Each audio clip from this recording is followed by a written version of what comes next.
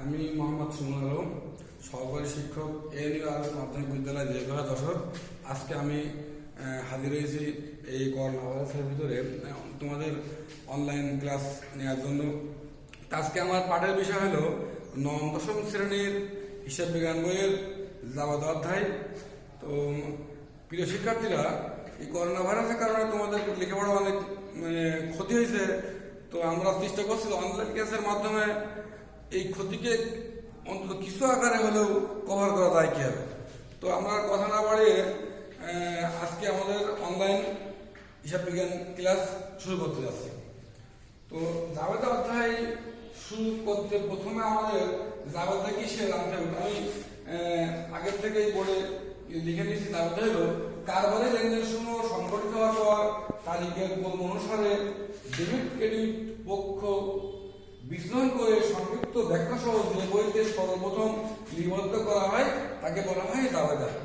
জাবেদা ইংরেজি জার্নাল শব্দ থেকে উৎপত্তি, আর যার শব্দ অর্থ হলো দিবস। তো এখানে বলছেন কারবারি লেনদেন সমূহ জাবেদা হতে হলে অবশ্যই সেই ঘটনাকে লেনদেন হতে হবে। কোনো ঘটনাকে আমরা জাবেদা করতে পারবো না। লেনদেন সমূহ সংগঠিত হওয়ার পর তারিখের ক্রমানুসারে, মানে তারিখের ক্রমে মানে 1 তারিখের পরে 5 তারিখ, 5-এর পরে আবার 3 তারিখ, এমন হওয়া যাবে না।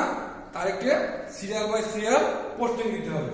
ডেবিট ক্রেডিট পক্ষ বিশ্লেষণ করে, আমরা জানি দুতরফা দাখিলা পদ্ধতি অনুসারে প্রত্যেকটি হিসাবের একটি ডেবিট পক্ষ থাকে এবং একটি ক্রেডিট পক্ষ থাকে।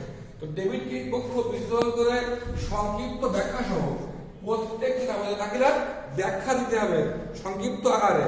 এই ব্যাখ্যা সহ যে বইতে সর্বপ্রথম লিপিবদ্ধ করা হয়, মানে লেনদেনগুলোকে ডেবিট ক্রেডিট বিশ্লেষণ করে সর্বপ্রথম যে বইতে লিপিবদ্ধ করা হয় আমরা তাকে বলতে পারি জাবেদা বা জার্নাল। এই আমি তোমাদের বোঝার সাথে একটি ছক এখানে অঙ্কন করেছি। জাবেদার ছকে হলো 5টি ঘর। সেটা হলো তারিখ, হিসাবের নাম ব্যাখ্যা, খতিয়ান পৃষ্ঠা, ডেবিট টাকা আর ক্রেডিট টাকা। তো আমি একটা কি বুঝলাম। এখন আমি জাবেদাকে আরো অন্য নামে লিপিবদ্ধ করা, আমরা জাবেদাকে বলতে পারি হিসাবের প্রাথমিক বই। আমরা আবারও জাবেদাকে বলতে পারি হিসাবের সহকারী বই। আমরা জাবেদাকে বলতে পারি হিসাবের কাঁচা বই। এই আমরা জাবেদাকে এই নামে অভিহিত করতে পারি। তো আমরা এখন আজকে আমি তোমাদের জাবেদা শেখাবো কুরাই সংক্রান্ত জাবেদার বিক্রয় সংক্রান্ত জাবেদা। তো আমরা সর্বপ্রথম উদাহরণের মাধ্যমে কুরাই সংক্রান্ত জাবেদা শুরু করি। জাবেদা শুরু করার আগে জাবেদার বেশ কিছু নিয়ম কারণ আছে। যেমন পণ্য অবলিক মাল অবলিক চেক, এই নামে কোনো হিসাব লেখা যাবে না। তো আমরা একটু দেখি, মনে করি নগদে পণ্য পুরাই 1000 টাকা, এর জাবেদা হবে আমি কি কিনেছি, আমি পণ্য কিনছি। আমি কি কিনছি, পণ্য কিনছি। তো এই পণ্য সম্পর্কে আমি পণ্যটাকে লেখা যাবে না, কারণ প্রথমে বলি পণ্য মাল চেক, এই নামে কোনো হিসাব লেখা যাবে না। আমার জাবেদা হবে পুরা হিসাব ডেবিট, আর ডান পাশে একটু সরিয়ে, যেহেতু নগদে মাল ক্রয় করা হয়েছে, আমার কাছ থেকে নগদ টাকা চলে গেছে, আর সম্পদ যখন চলে যাবে তখন সম্পদ অবশ্যই ক্রেডিট হবে। তাই নগদ টাকাকে আমরা হিসাব বিজ্ঞানের ভাষায় নগদান বলতে পারি। এখানে ক্রেডিট হবে নগদান হিসাব ক্রেডিট। এই যে 1000 টাকা। তাহলে আমরা দেখলাম আমরা কিনলাম পণ্য, কিন্তু পণ্য বলে কিছু লেখা যাবে না, পণ্য পরিবর্তে আমরা ক্রয় লিখলাম। তো আমরা এখন আরেক উদাহরণ দিই। আমি তোমাদের প্রথম 1 নম্বরে বললাম নগদে পণ্য ক্রয়। আমি যদি 2 নম্বরে বলি বাকিতে পণ্য ক্রয়, তো বাকিতে পণ্য ক্রয় যখন আমি বলবো মনে করলাম 500 টাকা, সেক্ষেত্রে আমার বাকিতে মাল ক্রয় বলি। আমরা জানি এই মাল বলে কিছু লেখা যাবে না, সেক্ষেত্রে আমার দেওয়া যাবে ক্রয় হিসাব ডেবিট। আর বাকিতে মানে আমি ব্যক্তি বা প্রতিষ্ঠান যখন মাল ক্রয় করবে তখন এই টাকা পরিশোধ করা হয়নি, তাহলে কোনো ব্যক্তি বা প্রতিষ্ঠান আমার কাছে আমার প্রতিষ্ঠানের কাছে টাকা পাবে, সেটা আমার জন্য দায় হিসাব। আমি কি লিখতে পারি পাওনাদার হিসাব ক্রেডিট, পাওনাদার হিসাব ক্রেডিট। তো আমরা আরেকটু উদাহরণের সাথে বলতে পারি, 3 নম্বর উদাহরণ দিয়ে বলতে পারি রহিমের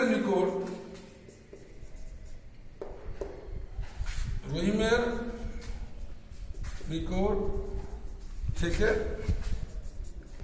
মাল ক্রয় 700 টাকা। এক্ষেত্রে দেখা যাবে এই মাল বলে কিছু লেখা যাবে না, ক্রয় হিসাব ডেবিট। আর পাওনাদার ব্র্যাকেটে এই রহিম হিসাব কি হবে ক্রেডিট হবে। তো আমরা ক্রয় সম্পর্কে আরো কিছু দাবা দেয়, আমি এখন তো বর্তমান হচ্ছে আরো কিছু দাবা আমি তোমার দেখাচ্ছি। আমরা যদি 4 নম্বর উদাহরণ দিয়ে থাকি, সেক্ষেত্রে আমি 4 নম্বর উদাহরণ দিতে পারি চেকের মাধ্যমে মাল ক্রয় 2000 টাকা। প্রিয় শিক্ষার্থীরা, আমি তোমাদের প্রথমে বলেছি পণ্য, মাল এবং চেক এই নামে কোনো হিসাব দাবাদা বইতে ডেবিট ক্রেডিট অন্তর্ভুক্ত হবে না। সেক্ষেত্রে আমরা যখন চেকের মাধ্যমে মাল ক্রয় করব, আমার প্রতিষ্ঠানে একটা মাল আসবে আর চেক চলে যাবে। চেক কখনোই সরাসরি ব্যক্তিগত যায় না, ব্যাংকের মাধ্যমে যায়। আর যখন চেক ব্যাংকের মাধ্যমে যাবে তখন আমার অ্যাকাউন্ট থেকে টাকা কমে যাবে। আর আমরা জানি সম্পদ কমে গেলে সম্পদ ক্রেডিট হয়। সেক্ষেত্রে আমি দাবাদা করবো হচ্ছে ক্রয় হিসাব ডেবিট আর ব্যাংক হিসাব ক্রেডিট। আমরা আরেক উদাহরণ দিয়ে বলতে পারি, আমি যদি এখন বিলের মাধ্যমে আমি যদি বলি বিলের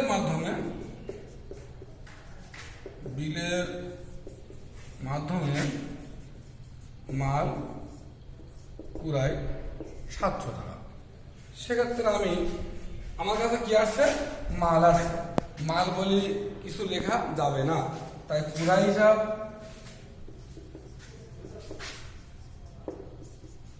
ডেবিট। বিল বলি কিছু লেখা যাবে না, বিল 2 প্রকার, একটা হলো প্রাপ্য বিল, একটা হলো প্রদেয় বিল। যে বিল আমার কাছে অথবা আমার প্রতিষ্ঠানে আসবে তার নাম হলো প্রাপ্য বিল, যে বিল আমার কাছ থেকে চলে যাবে তার নাম প্রদেয় বিল। তো প্রিয় শিক্ষার্থীরা, আমরা যখন মাল ক্রয় করি তখন আমাদের কাছে মাল আসে, একটা বিল চলে যায়, আর যে বিল চলে যায় তার নাম প্রদেয় বিল। এটা দায় হিসাব, আমার কাছে তারা টাকা পাবে। তো সেক্ষেত্রে প্রদেয় বিল হিসাব হলো ক্রেডিট হবে। আমি যদি আরেক উদাহরণের মাধ্যমে দেখাই তোমাদের, চালানের মাধ্যমে মাল ক্রয়, চালানের মাধ্যমে পণ্য ক্রয় মনে করো 3000 টাকা। এক্ষেত্রে এই পণ্য বলে আবারও কিছু লেখা যাবে না, ক্রয় হিসাব ডেবিট হবে। আর চালানের মাধ্যমে ক্রয় মানে হলো বাকিতে ক্রয়, কারণ আমরা যেখান থেকে মাল কিনেছি তার কোনো টাকা দেয়নি, আমরা একটা চালান করে দিয়েছি যে আপনি এই চালান অনুযায়ী আমাদের মাল সরবরাহ করবেন, সেটা অবশ্যই বাকিতে। আর ক্রয় এখানে থেকে যাবে পাওনাদার হিসাব ক্রেডিট হবে। এখন আমি আর উদাহরণ দিয়ে বলি, ক্রেডিট কার্ডের মাধ্যমে মাল ক্রয়, মনে করো 1200 টাকা। প্রিয় শিক্ষার্থীরা, আমরা তখন ক্রেডিট কার্ডের মাধ্যমে মাল ক্রয় করব, তখন আমাদের কার্ডে, মানে আমাদের কার্ড বলতে ব্যাংকের টাকা তখন কমে যাবে। আর ব্যাংকের টাকা কমে যাওয়া মানে আমাদের সম্পদ কমে যাবে, আর সম্পদ কমে গেলে দাবাদার হিসাব বিজ্ঞানের ভাষায় সম্পদ ক্রেডিট হবে। সেক্ষেত্রে আমাদের দাবাদা হবে ক্রয় হিসাব ডেবিট আর ব্যাংক হিসাব ক্রেডিট। তো আমি এই 7টা উদাহরণ দিলাম ক্রয় সম্পর্কে। এখন আমি যদি আর একটু কিছু বলতে চাই, আমি একটু আরো কিছু উদাহরণ দেব। প্রথম বললাম পণ্য মাল চেক, এই হিসাব লাগাতে হবে না। আমি যদি উদাহরণ বলি আসবাবপত্র ক্রয়, নগদে আসবাবপত্র ক্রয় 3000 টাকা। প্রিয় শিক্ষার্থীরা, নগদে যখন আসবাবপত্র ক্রয় হবে, আমার কাছে আসবাবপত্র আসছে আর আমার কাছ থেকে নগদ টাকা চলে যাচ্ছে। তা আমরা জানি যদি কোনো সম্পদ আসছে, এখানে পক্ষ দুটি, একটা সম্পদ আমার কাছে আসছে আর একটা সম্পদ আমার কাছ থেকে চলে যাচ্ছে। যে সম্পদটা আসছে সম্পদ বৃদ্ধি পাচ্ছে, আর সম্পদ বৃদ্ধি পালে সম্পদ ডেবিট হয়। সেক্ষেত্রে আমার জানা যাবে আসবাবপত্র হিসাব ডেবিট, আর সম্পদ চলে যাচ্ছে, তাই নগদান হিসাব ক্রেডিট। আমি আর একটা উদাহরণ দিতে পারি। এখানে একটা তুমি খেয়াল করো, আমরা যখন পণ্য অথবা মাল ক্রয় করলাম, আমরা কিন্তু পণ্য মালকে দাবাদার ভিতরে অন্তর্ভুক্ত করি নাই, আমরা কিন্তু ক্রয় হিসাব লিখছিলাম। এখন খেয়াল করো, এখানে আমি আসবাবপত্র কিনলাম, আমি কিন্তু এখানে ক্রয় হিসাবকে ডেবিট করিনি। তোমাদের খেয়াল রাখতে হবে, পণ্য অথবা মাল ক্রয় করলেই শুধুমাত্র ক্রয় হিসাবকে ডেবিট করতে হবে। আর পণ্য অথবা মাল যখন ক্রয় করবো না, তখন ওই ক্রয় হিসাবকে ডেবিট করা যাবে না। যেমন এখানে আমি কি কিনেছি? আসবাবপত্র। আসবাবপত্র কিন্তু পণ্য অথবা মাল না, এই স্থায়ী সম্পত্তি। আর কোনো স্থায়ী সম্পত্তি ক্রয় করা হলে ওই দাবাদার ভিতরে ক্রয় হিসাব অন্তর্ভুক্ত করা যাবে না। সেক্ষেত্রে আমারও অনুরূপভাবে ডেবিটে কিন্তু ক্রয় লেখা যাবে না। তো আমরা এখানে নগদ আসবাবপত্র ক্রয় এই লিখলাম। আমি যদি এখন বলি কালি কাগজ ক্রয় 500 টাকা, সেক্ষেত্রে আমার এই কাগজ কালি বলি কোনো হিসাব নেই। আমি কাগজ কালিকে মনিহারি বলতে পারি, মনি হারি হিসাব ডেবিট আর নগদান হিসাব ক্রেডিট। আরো কিছু উদাহরণ দেখা যায়। এখন এতক্ষণ যাবৎ আমরা শিখলাম ক্রয় কখন ডেবিট হবে, ক্রয় সম্পর্কে সকল দাবাদা। আমি এখন তোমাদের ব্যাংক সম্পর্কে কিছু দাবাদা দেখাবো, যে কখন দাবাদাই ব্যাংক ডেবিট হয়, কখন ব্যাংক ক্রেডিট হয়, কখন উত্তোলন ডেবিট হয়, কখন নগদান ডেবিট হয়। এই সম্পর্কে আমি তোমাদের কিছু লেনদেন দেখাবো। দেখো, মালিকের জন্য ব্যাংক থেকে যখন কোনো প্রতিষ্ঠান উত্তোলন করে, তার উদ্দেশ্য থাকে 2 ধরনের। কখনো মালিক ব্যাংক থেকে উত্তোলন করে ওই টাকা দোকানে আনতে পারে, আবার কখনো মালিক ব্যাংক থেকে উত্তোলন করে ওই টাকাটা নিজের প্রয়োজনে বাড়ি নিয়ে যেতে পারে। তো আমরা এটা কিভাবে জানবো কখন টাকাটা আমাদের দোকানে আসছে আর কখন টাকাটা মালিক তার ব্যক্তিগত প্রয়োজনে ব্যয় করছে? তো আসো বন্ধুরা, আসো প্রিয় শিক্ষার্থীরা, আমরা একটা উদাহরণের মাধ্যমে দেখি। যদি কোনো লেনদেনে মালিকের নিজ প্রয়োজনে অথবা মালিকের ব্যক্তিগত প্রয়োজনে অথবা মালিক কর্তৃক অথবা মালিকের জন্য ইত্যাদি উল্লেখ থাকে, তবে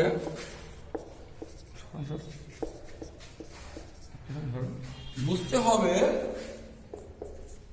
ইহা মালিকের নিজের জন্য উত্তোলিত হয়েছে। তো আমরা একটা উদাহরণের মাধ্যমে দেখি যে কোথায় কোথায় কাজের বাস্তব মিল পাওয়া যায় কিনা। আমি এখন যদি বলি কারবার থেকে নিজ প্রয়োজনে উত্তোলন, কারবার থেকে নিজ প্রয়োজন উত্তোলন, এখানে নিজ থাকতেও পারে আবার নিজ না থাকতেও পারে, মানে কারবার বা দোকান থেকে মালিক ছাড়া কেউ উত্তোলন করতে পারে না। কি উত্তোলন করেছে? নগদ টাকা। তো উত্তোলন যখন করেছে দোকানের সম্পদ, মানে দোকানের নগদ টাকা কমে যাচ্ছে, সেক্ষেত্রে আমাদের জানতে হবে উত্তোলন হিসাব ডেবিট আর নগদান হিসাব ক্রেডিট। আমরা আরেক উদাহরণ দিতে পারি, ব্যাংক থেকে উত্তোলন। ব্যাংক থেকে উত্তোলন নগদ 7,000 টাকা। এখানে খেয়াল করো, এই ব্যাংক থেকে উত্তোলন এখানে মালিকের নিজের প্রয়োজনে, মালিকের ব্যক্তিগত প্রয়োজনে, মালিক কর্তৃক, মালিকের দ্বারা, মালিকের মাধ্যমে ইত্যাদি কোনো কথা এখানে উল্লেখ নেই। সুতরাং আমরা বলবো এই টাকা মালিক ব্যাংক থেকে উত্তোলন করে আর তার ব্যক্তিগত প্রয়োজনে ব্যয় করবে না, এই টাকা তার দোকানের কাজে ব্যয় হবে। সেক্ষেত্রে দাবাতে আর উত্তোলন ডেবিট লেখা যাবে না। যদি উপরের এই শব্দগুলো থাকে তাহলে মনে করতে হবে উত্তোলন হিসাব ডেবিট হবে, আর যদি উপরের এই শব্দগুলো না থাকে তাহলে মনে করতে হবে নগদান হিসাব ডেবিট হবে। সেক্ষেত্রে আমরা দাবাতে হবে ব্যাংক থেকে উত্তোলনের মাধ্যমে দোকানের নগদ টাকা বৃদ্ধি পাচ্ছে, তাই নগদান হিসাব ডেবিট। আর ব্যাংকের আমাদের যে অ্যাকাউন্টে ব্যাংকে টাকা আছে সেই অ্যাকাউন্ট থেকে টাকা কমে যাচ্ছে, আর আমরা জানি সম্পদ কমে গেলে সম্পদ ক্রেডিট হয়, সেক্ষেত্রে ব্যাংক হিসাব ক্রেডিট হবে। আরেক উদাহরণের মাধ্যমে যদি বলি, দেখো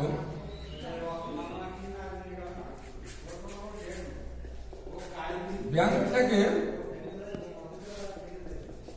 অফিসের প্রয়োজনে উত্তোলন মনে করলাম 2,000 টাকা। এই ব্যাংক থেকে অফিসের প্রয়োজনে উত্তোলন, এইখানে কখনোই কোনো জায়গায় মালিকের কথা নেই, তাই এই জায়গাটা উত্তোলন ডেবিট লেখা যাবে না। তাহলে জায়গাটা কি হবে আমাদের নগদান হিসাব ডেবিট আর ব্যাংক হিসাব ক্রেডিট। আরো কিছু কথা বলা যায়, যেমন আয়কর প্রদান, জীবন বীমা প্রিমিয়াম প্রদান, আরো বলা যায়, আমি দেখলাম না যে দোকান থেকে টাকা নিয়ে বাড়ির বাবার খরচ এবং ছেলে মেয়েদের স্কুলে বেতন প্রদান, কারবার থেকে উত্তোলন, কারবার থেকে নিজ প্রয়োজন উত্তোলন, যদি এমন কথা থাকে তাহলে আমাদের জানতে হবে উত্তোলন হিসাব ডেবিট আর নগদান হিসাব ক্রেডিট। প্রিয় শিক্ষার্থীরা, আমি তোমাদের একটু আগে বলছিলাম যদি কোনো স্থায়ী সম্পত্তি ক্রয় করা হয় সেক্ষেত্রে দাবাদার ভিতরে ক্রয় লেখা যাবে না, ওই স্থায়ী সম্পত্তির নাম লিখতে হবে। কিন্তু যদি কোনো স্থায়ী সম্পত্তি বিক্রয়ের উদ্দেশ্যে ক্রয় করা হয় সেক্ষেত্রে কিন্তু ওই দাবাদার ভিতরে ওই স্থায়ী সম্পত্তির নাম লেখা যাবে না, ক্রয়ের নাম লিখতে হবে। সেটা দেখো, আমি যদি বলি বিক্রয়ের উদ্দেশ্যে যন্ত্রপাতি ক্রয় 300 টাকা। বিক্রয়ের উদ্দেশ্যে এই শব্দ থাকার কারণ হলো নিশ্চয় ওই ব্যবসায়ী আমাদের কি দোকান, যন্ত্রপাতির দোকান, আমরা এই যন্ত্রপাতি কিনে আবার বিক্রি করব। সেক্ষেত্রে এই দাবেদার ভিতরে এই সম্পদের নাম আর লেখা যাবে না। দাবেদা হবে ক্রয় হিসাব ডেবিট এবং নগদান হিসাব ক্রেডিট। এখন যদি আমি এখান থেকে এই বিক্রয় উদ্দেশ্যে এই শব্দটাকে আউট করে দেই, তাহলে আমাদের দাবেদা কিন্তু আর এই ক্রয় হিসাব ডেবিট নগদ হিসাব ক্রেডিট হবে না, কারণ এই যন্ত্রপাতি কিন্তু কিনে আর আমরা বিক্রি করবো না, আমাদের অফিসের কাজে ব্যবহার করবো। সেক্ষেত্রে এই সম্পত্তি কিন্তু যন্ত্রপাতি কিনে আমাদের সম্পদ। এখন এই ক্রয়টাকে বলবো, আমরা লিখবো যন্ত্রপাতি হিসাব ডেবিট এবং নগদ হিসাব ক্রেডিট। প্রিয় শিক্ষার্থীরা, আমরা অনেকক্ষণ যাবত কিছু দাবেদার ক্রয় সম্পর্কে ব্যাংক সম্পর্কে আলোচনা করলাম। আমরা এবার দাবেদার কিছু প্রকারের সম্পর্কে আলোচনা করবো। শেষ করে দাও। এখন আমরা দাবেদার কিছু প্রকারের আলোচনা করবো। যেমন এগুলো বলে লিখছি না, মুখে বলছি। দাবেদাকে প্রথমত 6 ভাগে ভাগ করা যায়, 2 ভাগে ভাগ করা যায়, সাধারণ দাবেদা, বিশেষ দাবেদা। তো অভিযোগ আছে ক্রয় দাবেদা, বিক্রয় দাবেদা, ক্রয় ফেরত দাবেদা, বিক্রয় ফেরত দাবেদা, নগদ প্রাপ্তি দাবেদা, নগদ পাওয়ার দাবেদা। ক্রয় ফেরত দাবেদায় লেখা হবে সকল প্রকার ক্রয় দাবেদায় লেখা হয় সকল প্রকার ধারে ক্রয়, বিক্রয় দাবেদায় লেখা হয় সকল প্রকার ধারে বিক্রয়। ক্রয় ফেরত দাবেদায় লেখা হবে ক্রয় কিন্তু পণ্য আমরা যখন ফেরত দেবো সেই বিষয়গুলো। আর বিক্রয় ফেরত দাবেদায় লেখা হবে বিক্রিত মাল যখন আমাদের নিকট ফেরত আসবে। আর নগদ প্রাপ্তি দাবেদায় লেখা হবে কোন নগদ টাকা যখন আমার দোকানে অথবা আমার প্রতিষ্ঠানে আসবে। আর নগদ প্রমাণ দাবেদায় লেখা হবে আমার কাছ থেকে যখন কোন নগদ টাকা চলে যাবে। তো আমি আজকে আর তোমাদের বেশি কথা বাড়াবো না। তোমাদের নেক্সট ক্লাসে আমি তোমাদের দাবেদার আরো অনেক কিছু নিয়ম কানুন শেখাবো। তো আজকে যেগুলো শেখালাম সেগুলো তোমাদের বাড়ির কাজ থাকবে। আর তোমরা ভালোভাবে সবাই বাড়ি চেষ্টা করবে। এই করোনা ভাইরাসের ভিতরে তোমাদের অনেক ঘাটতি আছে, আমরা চেষ্টা করবো অনলাইন ক্লাসের মাধ্যমে এই সকল ঘাটতিগুলোকে পুষিয়ে দেওয়ার জন্য। তো সবাইকে আমার শুভেচ্ছা, সবাই ভালো থাকো, সবাইকে ধন্যবাদ।